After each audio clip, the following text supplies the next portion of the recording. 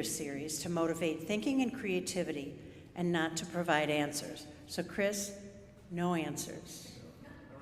Good. While we originally thought these presentations would be an excellent launch point for our own future planning, it soon became clear to us that all church leaders and leadership teams could benefit from using this opportunity to launch their own ideas and imaginations about their future, which is why we are live streaming this tonight. So while we have a small but mighty group here, we might have other people out in the world listening to us. Why I'm using a microphone. Tonight we're focusing on mission and outreach with Chris Beach, the Senior Vice President of Philanthropic Services at the fabulous Minneapolis Foundation, where he oversees Philanthropic Services Department, partnering with the Foundation's donors to help them achieve their charitable goals and increase their positive impact in the community. Before joining the Foundation in 2019, Chris was the president of Lutheran Social Services of Minnesota's Foundation and was its chief development officer.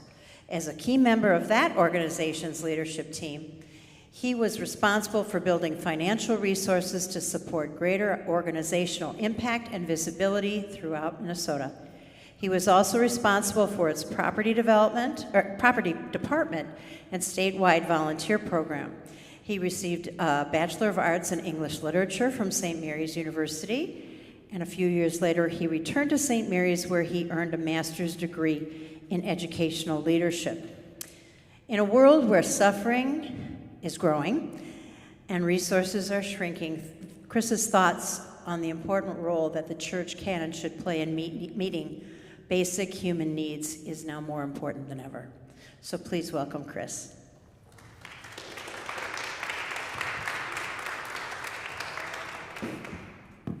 Well, could you imagine sitting in front of this group? That might be on. Is that on? Only because you can feed. There you go.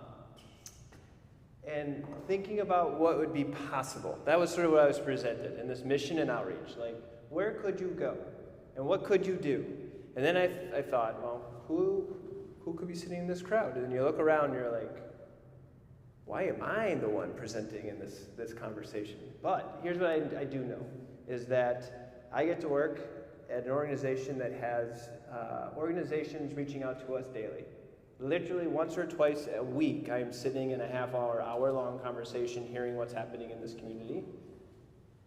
I got the privilege of working at Lutheran Social Services, we just talked about, for 5.5 years, working with Pastor Catherine, learning what was happening in the community, spending a lot of time traveling around the state of Minnesota. Most people, you probably know this, but maybe you don't. Lutheran Social Service, the largest nonprofit in the state of Minnesota, serving 1 in 65, it might be 64. It's sort of going back and forth. I almost could do the whole speech again, right? I could just get in and go, but it was remarkable to sort of see where that was. When I started to think about tonight, and I was praying and I was spending time in this conversation with myself of what this should be. Then I went to church yesterday, even though the Vikings game was on. And I went to the church, and it was all about this wonderful little mustard seed, right? And I heard Pastor White celebrating 75 years, and you have a brand new pastor getting off and launching into this cool moment. And I thought, well, if that's not a God thing, a Jesus thing, I don't know what is, right? 75 years of amazing history, a brand new pastor that's on fire to change the world and bring your congregation into a space that can do something amazing. A gospel reading that talks about all you need is the smallest seed in the world, right? Or one of the smallest seeds in the world's type of faith to move one of the largest trees. And a group of people that live in Edina that could do anything if they put their minds to it. You do all of those things and it's pretty amazing. So I thought, if I could spend a little more time about myself, just to give you a little more background before I dive real far into what I think about the church and where we should go as a church. A lot of my professional adult, how I've worked with people is this, as a coach. I started as a track and field cross-country coach. I thought I was going to be a theology English teacher my whole life. I spent a lot of time working with kids. I taught Shakespeare, right? Brit Lit. And they would have these walk into the class and the kids would be like, no, we're not going to do any sort of Shakespeare. No, I don't like it. And then like a week later, you would have a kid and they'd have this moment where they're like, I get it. I understand. Right? And you would have these like cool big eye moments, right? Coaching track and field. Started 22 years old, right? 50 kids on the team. Running around in a track. 10, 15 years later, 260 kids on the team. More than a third of the school out for track and field, right? Almost all those kids in every other sport that they're part of, their punishment is what? To run. They've signed up to come run with me. For 260 of these kids. And you know what's really cool? Like, we did lots of really amazing things. Like, we won the state championship. No joke. It was like 10 years in a row. Both teams, girls. It was crazy. It was unbelievable what happened. To this day, many times while I run into a kid, ran into one a week ago walking down. I work in downtown at the IDS, walking downtown towards the Minneapolis Club. And the whole conversation was about how she felt when she was running on the program. The whole conversation that I have with kids when I see them now, when I'm invited to their weddings, when we're sitting together, is what they did as a group, how they spent time together, how they pushed themselves to do things they never thought was possible. Like, I ran for 4 years, and every year I just got this much faster, hundreds of seconds sometimes, tenths of seconds sometimes, and I thought it was the biggest thing in the world, right? And it's just, as I hear these stories of coaching and like what's happening, I think, wow, okay. If we do this thing called love our neighbor, this outreach and pouring of our full selves into something, what can we do? We can start to root that mustard seed into the ground. And what I thought when I was just like, I'm going to help you get a little bit faster, nowadays, it's like, these kids they're doing things that I can't imagine. They're working as like executives of like these cool companies. They got families, 3, 4 kids. They have more kids than I do. They have things happening in their lives, and they're coming back to me and saying it was because of what we were doing on this track and field team. Right? Fast forward, I go to LSS, and I'm spending some great time, like I said, working with Pastor T.D., Catherine, and I thought, wow, this is sort of cool what's going on here. I get to drive around and meet people and hear what's happening. And then you dove into the work. Right? And as you're sitting at LSS and you're talking about outreach and you're talking about what are the workers doing and how are they changing people's lives, like they're rethinking how we do adoption. They're rethinking how do we find housing for young people who have no place to turn. Right? Like legitimately.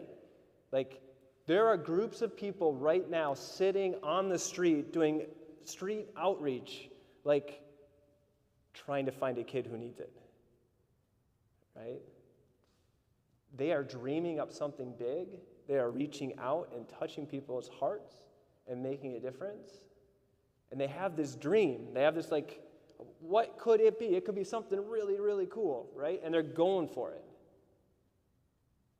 When I worked with those social workers and I worked with those program officers and I spent time with them, not one of them failed to dream big. Every one of them thought to themselves, how can I change someone's life? That's what they did every day, right? Starting to think, what is outreach? What is mission? What is the work that we get to do all the time, right? So spending more and more time in this LSS, like they're in every county. That is cool. Right? And somewhere along the way, I found my way to the Minneapolis Foundation, of all places, right? Second oldest community foundation in the United States, 110 years old, $1.2 billion in assets. We raise $125 million a year. More importantly, we gave away 130, so we gave away more than we brought in. We're hyper-focused on getting assets out the door, right? We're hyper-focused on getting donors who give money to the foundation, an experience that would allow them to figure out how to change someone's life, to get into the community and listen different and learn more, right? So the dream, transform how community foundations show up in this world. More specifically, transform the way philanthropy moves in our world. Right now, almost every philanthropic asset is considered a financial asset, and it's going from 0 up. If I sat down with donors 2, 3, 4 years ago, if I would have said, was your fund successful? They would have said this: did my fund go up and to the right? By that I mean, did the value of my fund go up? Right? Honestly, like almost every one of them. Now, when I sit with donors, I'm just blown away when I hear, well, I did this, I helped this person, I made a difference, I learned this about this particular housing project that's going on, right? Like, no joke, up until 2 years ago, that wasn't happening. Here's what you need to know as well. At this very moment, very few, if any, community foundations are having this conversation. They're all still focused on being transactional. And so, when we talk about community outreach, so what does that look like? What is possible when someone or an organization or a church says we're going to put this as the priority? Well, what's possible is this. In the last 6 months, I've sat with 10, no joke, 10 of the 15 largest community foundations, and 5 of them, their boards, have said they're going to do what we're doing at the Minneapolis Foundation. Yeah, it focused in on this idea. Like, it was but a mustard seed of outreach. It was like, literally, it was a kernel of like, this is weird, all this money's here. It's just sitting in long-term growth stocks, right? And then somewhere along the way, a group of people, I was lucky I got to be part of that group, said, well, what could it be? If we really started thinking about how we could get closer to community, and we started answering the question our funders were asking us, our donors were asking us, which is like, my grandkids are wondering what I'm doing with this. Right? COVID hit, it changed everything. George Floyd murder changed everything. Right? It took but a mustard seed of faith, no joke, to get into I am talking billions of dollars is changing.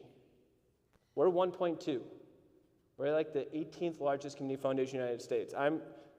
I'm talking about Boston, I'm talking about San Francisco, I'm talking about Chicago Trust, New York Community Trust, Florida, California, Texas. It started with just a small little conversation around how do we change the world.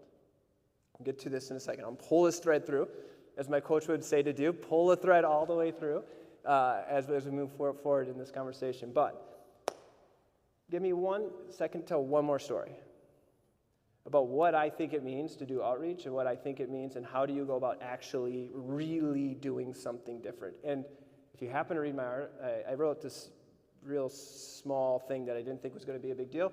In the Star Tribune, it got published, and before I knew it, a few people started picking up on it. It was this, that the church needs to be bigger. It's my language. The church needs to step into a bigger light.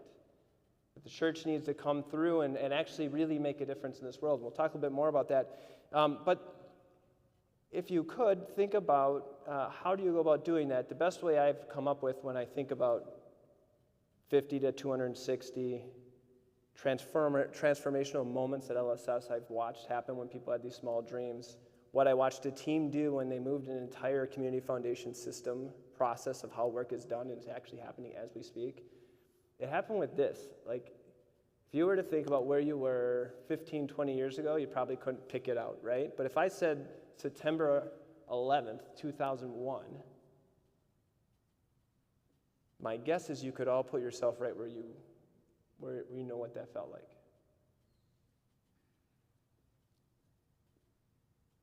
I have no idea where I was.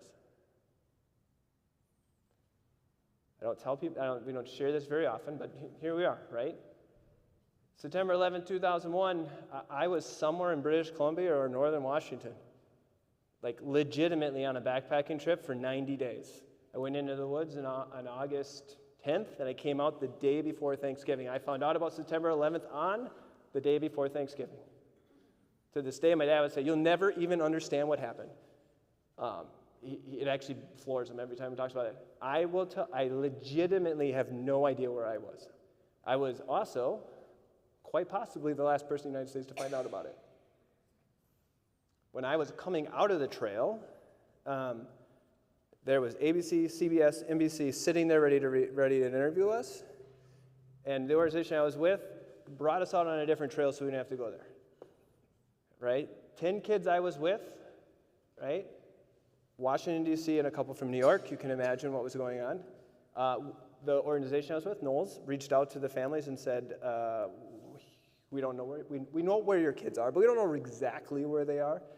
They're somewhere in the woods, and spent time in what that might look like, right? We happened to be in British Columbia, so they had to find, my parents were like, he doesn't have a passport, so they had to find my birth certificate and send it out there to be able to get us back, like all the things, right? So this is my teaser. It's just like, whoo, okay, maybe it's worth listening to this conversation because he's got something cool to say. 90 days in the woods, right? I mean, think about that. No joke. 90 days, no pillow, no shower, no bed, in a tent, right? Next thing, I love doing this when I'm coaching cross country or track and field with kids. I didn't take a shower for 90 days. I didn't change my clothes, but once. I had one change of clothes. When we were coming back out of the woods, we went on this ferry, and no joke, we walked in, and it was actually pretty cold, right? Because that time of year, and it's always very, you know what it is in Pacific Northwest, right? And we got on this ferry. It was warm in the cabin. It was very cold in the outside. When 10 kids and 2 instructors walk in after being in the woods for 90 days with no showers, in the same clothes, no joke, everybody got up and went outside, right? Well, we hadn't been inside anything in a long time, right? So this was quite the experience for me, right? And my dad to this day will say it's one of the biggest transformational moments that you probably will ever go through, and I couldn't agree with him more. There's something else that happened on that trip, though, and I've anchored a lot of what we're doing right now at the Minneapolis Foundation around this metaphor about backpacking. And mountain climbing, and I actually can link it really strongly, I think, to outreach and service, and where I think you all are right now, right? I think most organizations right now, especially the church, when they look up at the top of something, they're not looking up very high. I really don't. I'm at St. Philip's the Deacon. I'm challenging Pastor Tim all the time. We need to look higher. What is possible is bigger than we could ever imagine. Normandale Lutheran Church in Edina, you could be the example of what it looks like. You could be the example of like crazy outreach that changes people's lives, that brings the faith of Jesus, their belief in Jesus to all the places it needs to be. When I was doing this backpacking up these hills, a couple of them, we did Glacier Peak and Mount Baker, right? So there's a whole string of dormant volcanoes going up coast of British Columbia and Washington. There's a couple moments, right? And we'll link this thing in a second. But when you're going up these mountains, here's what happens. You step onto the trail, and you can typically do this. Look up, and you can see the top of the mountain, right?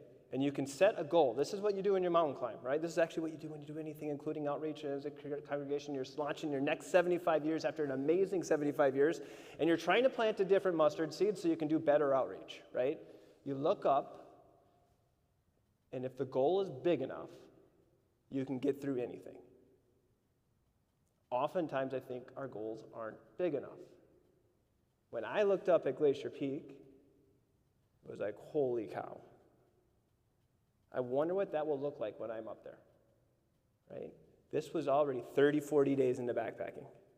I'm sitting at the bottom of this hill, this mountain, right? 13,000 feet-ish up into the way up there, and what I was going to have to do to get up there. And I was like, well, so what do? You walk on the trail. And you get where you want to go really firmly put in your mind, and you just start walking. And you walk some more, and before you know it, you're like, in this situation, you're in a temperate rainforest. And it's raining hard, like cats and dogs, right? And that makes sense. We all understand what that feels like. 7 days backpacking, downpouring rain, never getting out of it, falling asleep in puddles, waking up in puddles, right? In the rainforest. Like, I'm not actually making this up. What's really funny is Knowles, the organization I did, they send you this like 45, this is a side note, 45-page, like beautiful, glossy, like, come do this trip. You should go do these things. And you're like looking at it, yeah, that's cool. Yeah, that's cool. Yeah, that's cool. That's like 10, maybe 5% of what happened, right? Most of what happened was this like whole 7 days in rain, unbelievable, falling asleep in puddles, waking up, like doing all this work. And wet, cold, miserable. The top of that mountain better be great.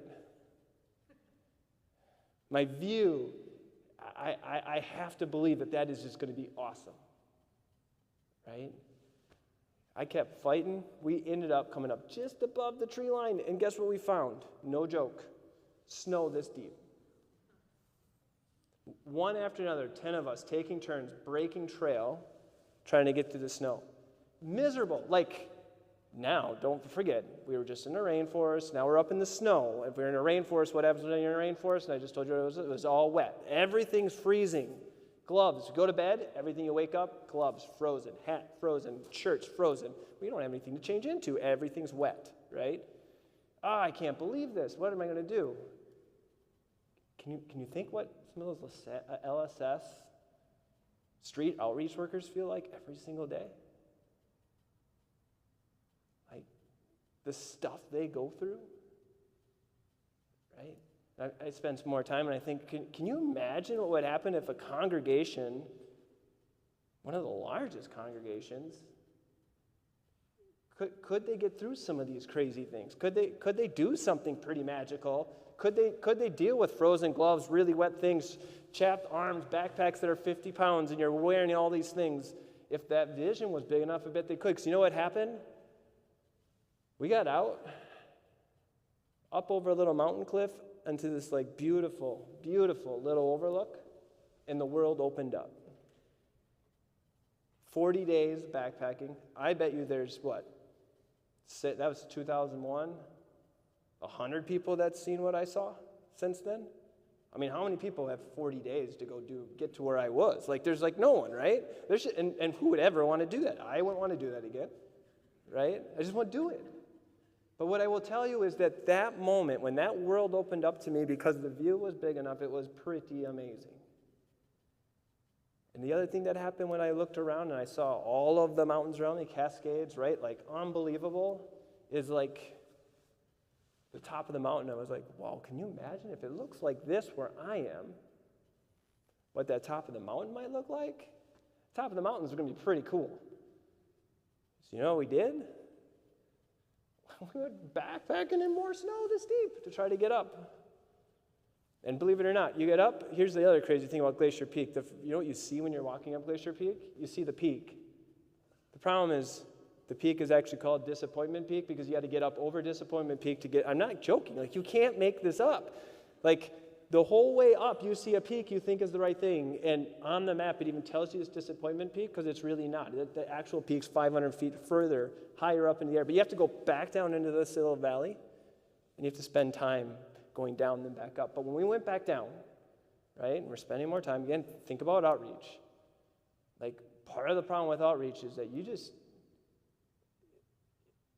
got to do the work. When I sit with Pastor Tim, I say to him, like, are we listening enough? Are we spending enough time, like, really rolling up our sleeves? When I work with a donor right now who's got $1 million fund, and I'm like, well, let's do this. Like, well, I don't know where to give to. Well, that's not a good enough excuse, right? No, like, you got to do that work, right? So we went back down into the valley, right?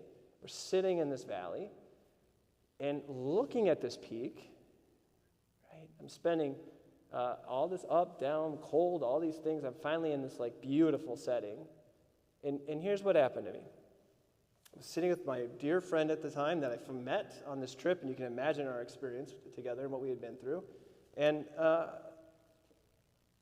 7-8 hours of hiking. We're resting for the rest of the day, taking a break. And I sat and I was watching the mountain, thinking about what it was going to look like when we got to the top.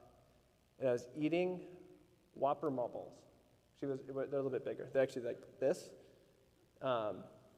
Nowadays, somebody gives me a Whopper malt ball, like literally like the Whoppers. I'm talking about the Whoppers, right? Like they give you a little what do you get? You're a Halloween candy. You get 3 of them. I had 2, right? Like 3. You open it up and you're like, what do you do with that? You like put them all in your mouth at once, right? Like that's just what you do with Halloween candy, right? So, but here I was sitting with my friend who I just met, who at times I was tied to with a rope, hoping he would save me if I fell into a crevasse, right? Like all in this thing with him.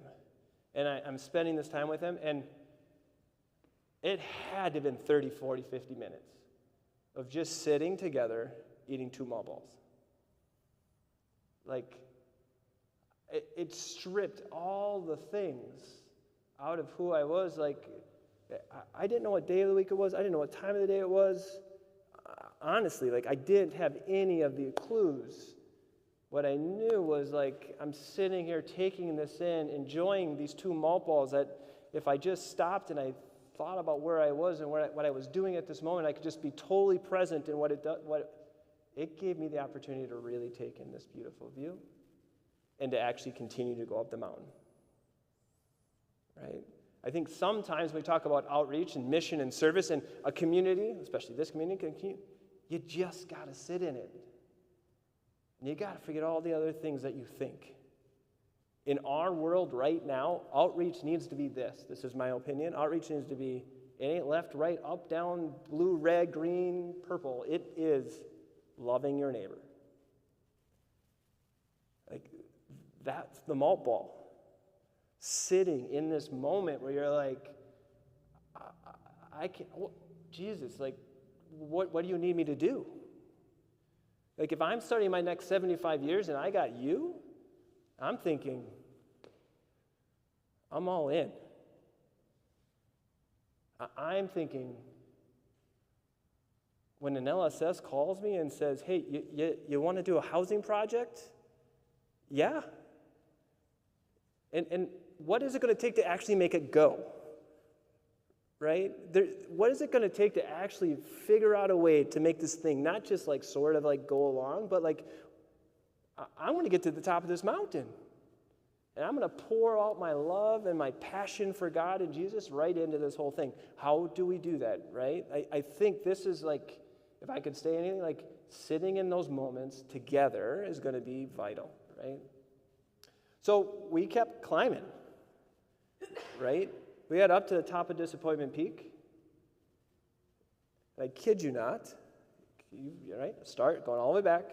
We got rain, all the things, and snow up to here. Now I'm on the top of Disappointment Peak, right? And Ravi, who was legitimately a Sherpa from India, teaching us how to survive this experience, right? He said, did you guys see what I saw? I'm like, no, of course we didn't see what you saw. And, well, there's a blizzard coming. And so, sure enough, there was a blizzard coming. I kid you not. I can't make this up, right? And so, typically, here's how this worked with Knowles, is they would let you sort of lead and stumble your way into these things and figure out how to get out. And then the instructor would come and they would be like, okay, here's how we would do this next time. Let's try not to do that, because if you're ever leading someone when I'm not here, we got to make sure you don't do that type of thing. And it was just like really experiential learning. Well, this was more like, so I'm stepping in now. I'm going to tell you exactly what you're going to do. Okay, and again, 40 days, never seen this before in my life. Someone stepping in like, yeah, we need to do something. So built these walls, and day and a half, 2 days in a tent, didn't leave. Sitting there, like if I was to go outside, I wouldn't see you. Too much snow, too many clouds.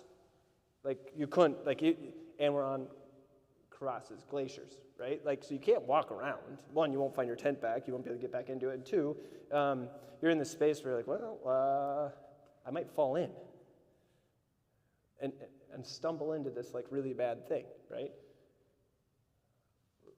So what do? We did nothing. We sat in this moment together. We played cards. We talked about what was going on. We talked about who we were and what we thought and what was, what we wanted to do after we were done. I mean, we were in community together, and we got through it. We got through rain, snow, 13,000 feet gain, all of these things because as a community we came through all of that. I back up to my Totino Grays cross-country track and field team. We got from 50 to 250 life-changing moments still in this conversation about how does that work and talking with kids about how their lives have been impacted and watching them do amazing things because they run fast at the end. Like, they're still saying that at 35? We got through, Catherine will tell you, like, helping young kids who had nowhere to go. We got through 200 plus group homes that are like needing people to show love and compassion and take care of people. Right? We got through that. We're learning how to do adoption differently. We're learning how to think differently about food insecurity and helping older adults that need food right now and they can't figure out where it is. We got through that because we were in it together. My trip up the mountain would never have made it without those people. Would never have made it without those moments of malt balls and those overlooks where I constantly was able to look at what the goal was. And none of the views and none of the experiences I had that I'm talking to you right now that maybe I can inspire this crazy and impressive group of people, none of that would have been possible without a vision and a view of the top of something that looked like, oh my Lord, if I conquer that, what will it look like? That is what Jesus is talking about when he talks about faith of a mustard seed, if you ask me. It is this thing that is possible if you show love and compassion for your neighbors, right? And when I wrote the thing at the start that got me here, right? Here's what I said. For far too long, the church has given away a lot of what is possible. And it's not a political thing, and it's not like trying to pick sides, but like LSS has grown dramatically. You know why? Because the government's funding them. Do you know who used to do all the work prior to LSS and the government coming and giving them all the money? The church. You know what happens if you drive down 94 from the Twin Cities to Fargo? Every little town at the top of every one of those hills, the biggest, the highest point, do it next time you drive. Just look. You'll see this like town, and another town, and another town. And the church is the highest thing. You know what the church used to be when my grandparents were here? It was the place where everyone went. It wasn't just Sundays. People are like, well, why are people not showing up anymore on Sundays? Because it's only about Sunday. Right? Normandale's a little bit different. St. Philip's a little bit different. But churches are dying, right? And I think it's because their vision's not big enough. They're not coming together as a community to think about what's possible, to live into God's and Jesus' calling, to love our neighbors in an amazing way, right? They're not thinking about what is possible as far as like, how do I actually get into this conversation, right? Do you know that LSS has, 200, 150 group homes? I don't know what it is exactly right now. Good, there it is, 225, thank you. Do you know how many churches are right by many of them?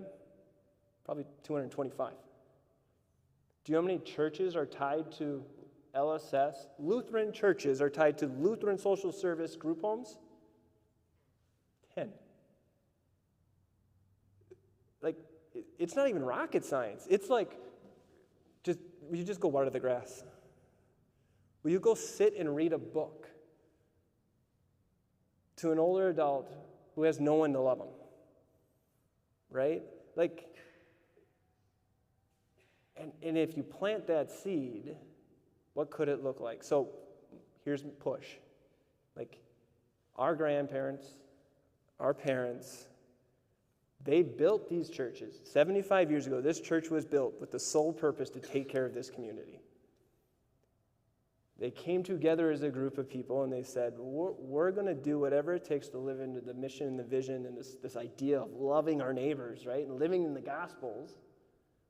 And somewhere along the way, we've literally let lots of those things go. And I think we need to step back into it. It's challenging to say because I know Normandale's already doing a lot of work, right? But this is where I start to wonder, even at the biggest and the best and most vibrant communities, like you almost have a bigger calling to figure out a bigger mountain.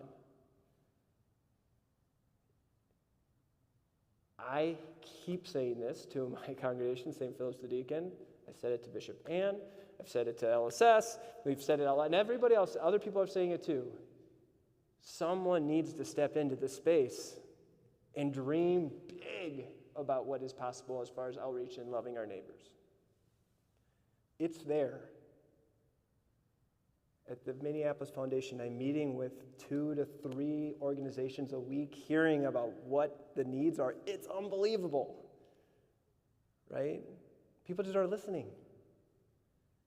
They're not in that conversation. So I think it's spending time together. I think it's getting lost in a place where you don't know what trail you're on. It's bushwhacking through things. It's big, deep snow where you're like, I can't even see the top of this thing. And then it's moments where you're like, holy cow, that was cool. Moments where you come together and you're like, how are we going to survive this? Like, someone's got to knock the snow off this tent every 20 minutes. So someone's up for 2 days straight. Like, we got to do this together. Right? The need is there. Do you know that right now, when I sit down, I just did this National Food Bank conversation. We had every region of the United States, and we had Feeding America there.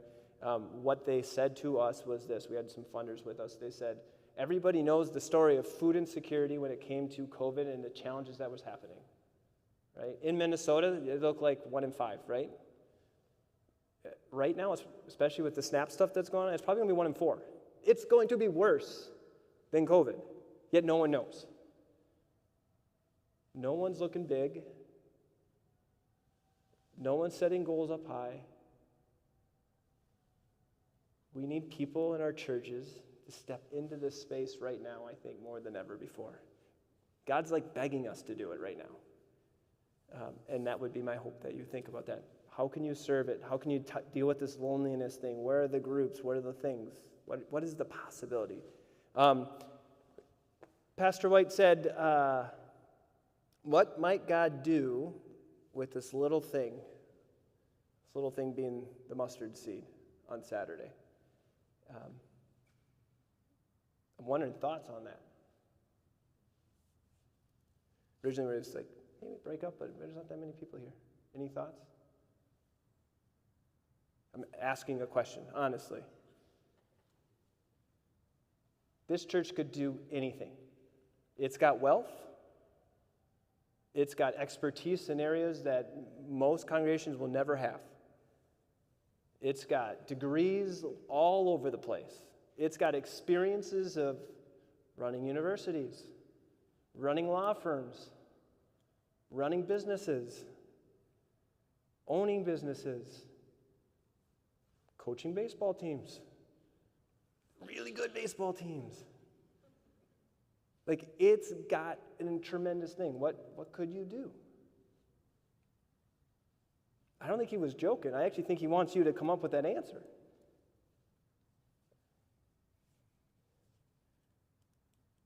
I have like 20, but I want to hear more. So someone be brave and say one. What's one thing you dream of?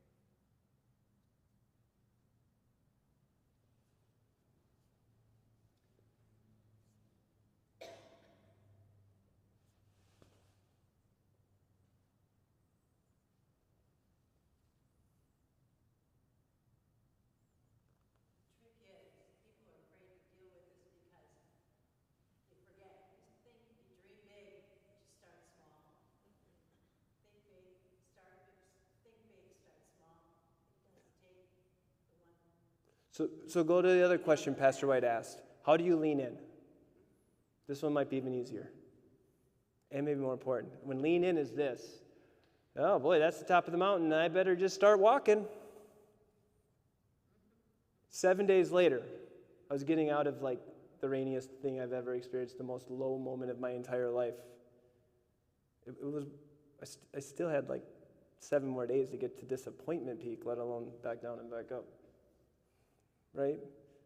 How do you lean in? Well, not alone. I mean, I think that's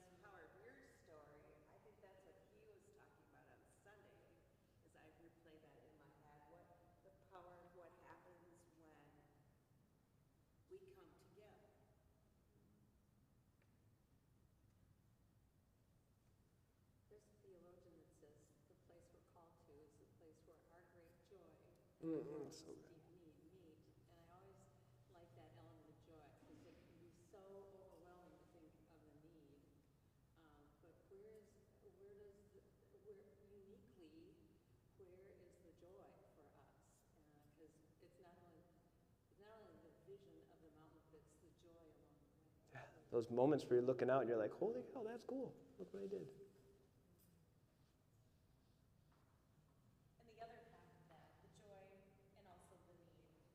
I think we do a lot of hypothesizing and we read headlines and things, but how often do we sit down and listen to our actual neighbors and the people living with need in our communities?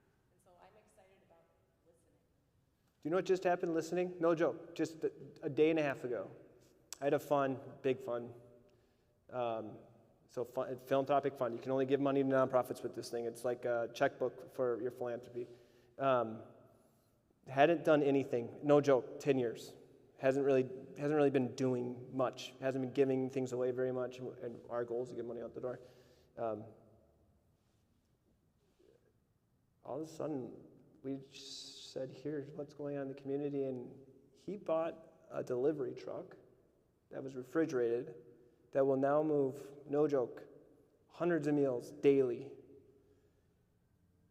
He didn't even know it happened, it existed, that they needed it. This is a food shelf that could easily get food out into this community, couldn't do it because they didn't have the truck. He's sitting here, thought he really liked food. He never listened the right way. Now all of a sudden this truck is paid for, and meals are going to be delivered for the next 15 years out of this truck? Had he not listened differently, it would never have been done. I guess my point being, the community is screaming right now. And if you can't hear it, you're not listening.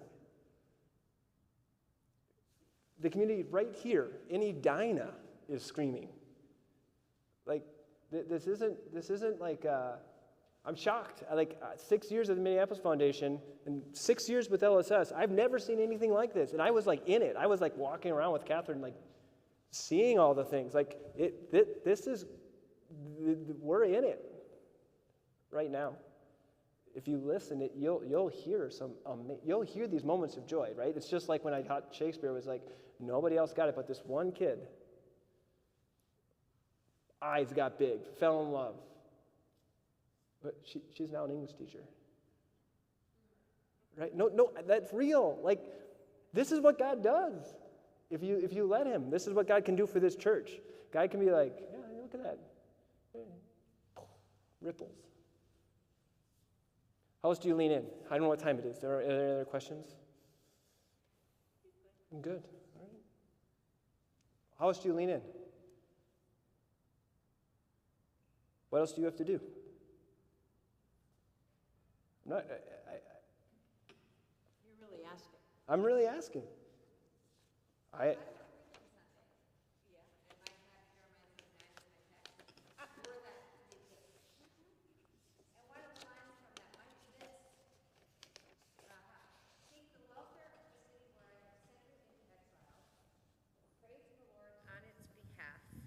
For in its welfare you will find your welfare. I don't know if that applies, just hypothetically. Is that a preview? But that's about praying for what is the welfare of the people right here where we are. The people of Israel didn't want to be there. They were sent there in exile. They were unhappy about being there. I think we're all happy to be here, so that's different. But that by praying for the welfare of the people around us, somehow our own welfare is this secondary benefit. That's sort of cool. That was not what I was planning to preach on, by the way. I think if you listen to Pastor White, I believe he was starting to talk about prayer groups and the prayer groups that are here.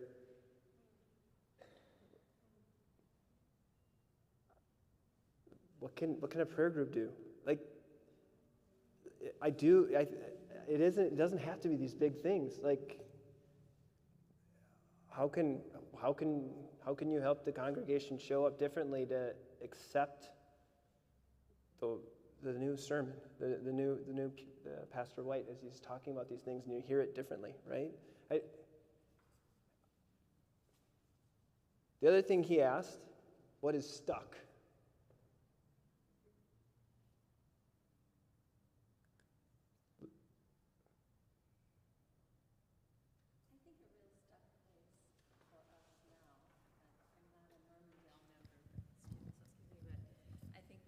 experience the stuckness of the divisions in politics and values now that silences us and stumps us and makes us fearful of being genuine and honest and breaks apart families and silences relationships. And I think of that as such an agony in our communities now.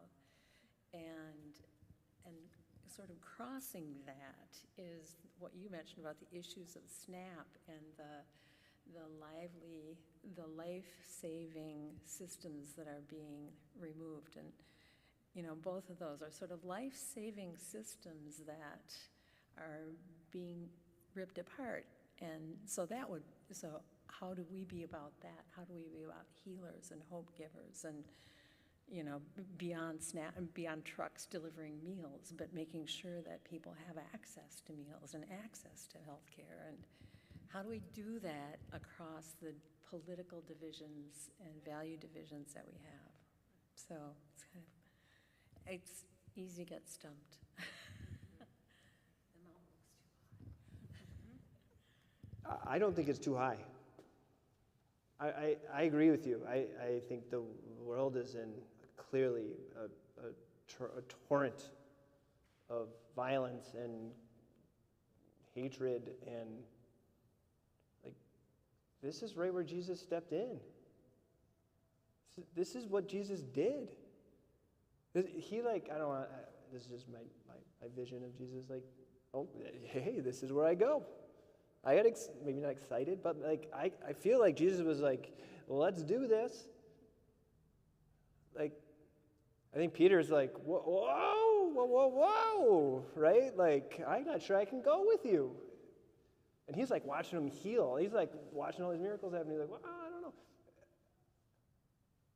At the Minneapolis Foundation, I have watched, no joke, some of the most ardent, like passionate left and right people sit together. In any other place, they would have been like ripping each other's hair out. We say this, hey, can we just talk about the kids? And like, it melts. I'm not kidding you. Like, and they might do it for different reasons, but they can at least sit together. Not saying they're going to like each other, not saying they're going to be in this place anymore, but when you anchor in the kids, the issues, the learnings about what's going on in the community, when you anchor in the faith, and if it isn't, can't be faith, because we're in Minneapolis Foundation, let's talk about loving our neighbor. Like, I'll be an undercover agent. Let's go. But like, when you anchor these things in this, I think the mountain is possible. I honestly, like, I think my grandparents, like, that's what they did. I think what we've done is we've said, someone else will take care of it.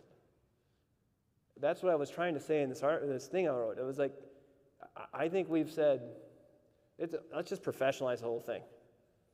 Just someone else do this thing. And then what we did is we showed up here in church on Sundays and we kept praying, and we still have our faith, but we weren't living into it. And then it slowly melts away. Because then you get like my kids, my 8-year-old daughter who shows up and she's like, oh, it's great, you're going on Sunday, but you're not doing anything, Dad. Right, like, so that, I hear it, I have watched it, and I believe if I go all the way back that, I think that's why Jesus talked about the mustard seed.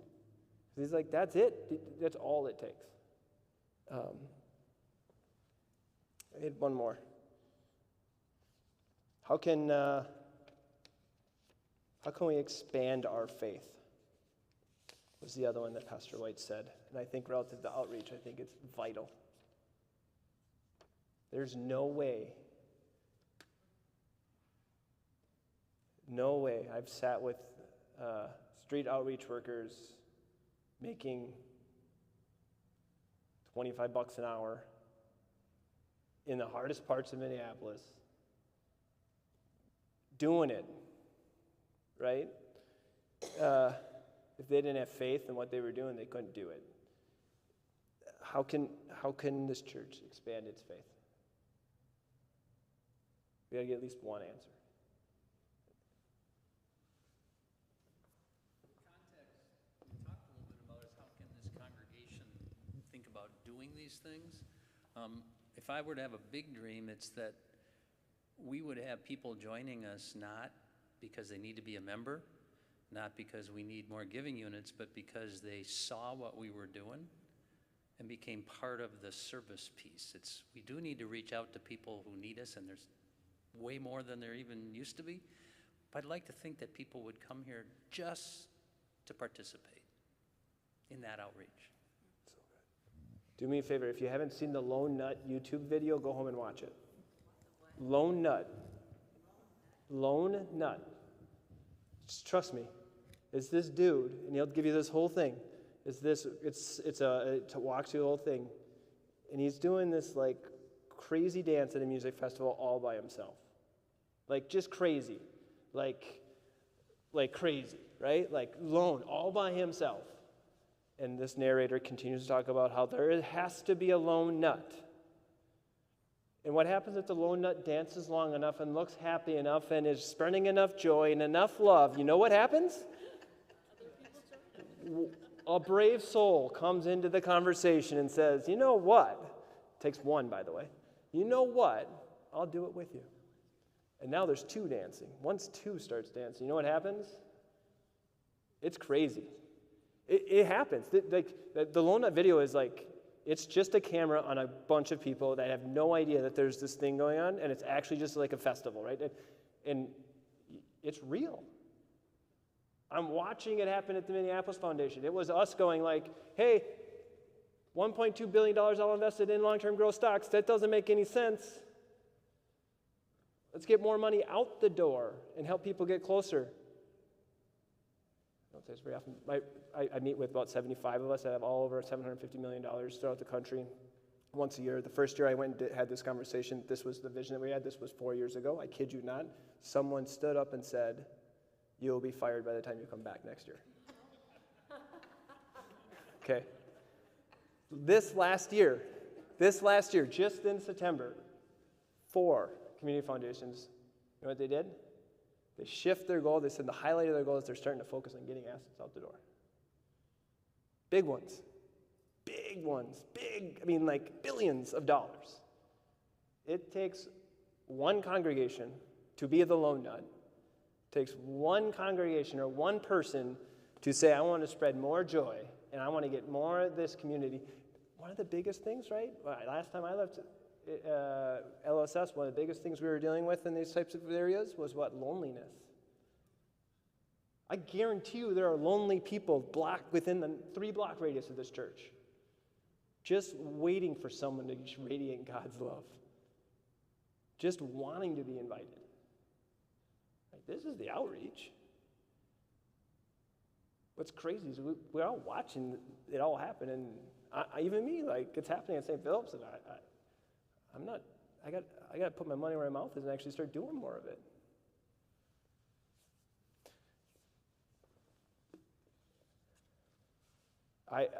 I believe more than ever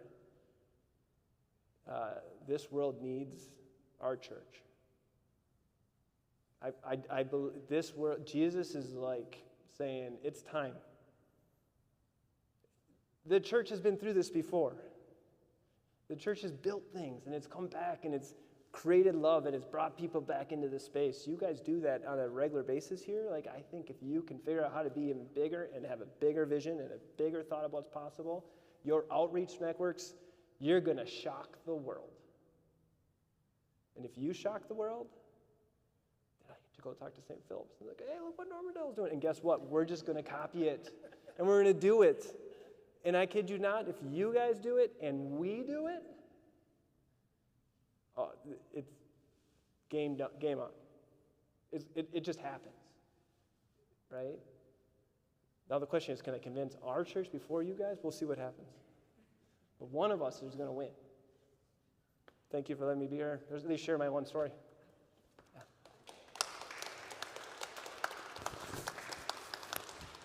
This was great. I liked the interchange. I think it's good fodder for our conversation that is continuing on Sunday. We're changing things up. Jim's here tonight. We're changing things up a bit shortening the time and making it more about listening to each other than it is sort of assessing where we are and assessing where we're going. Jim, do you want to speak to that at all, to this group?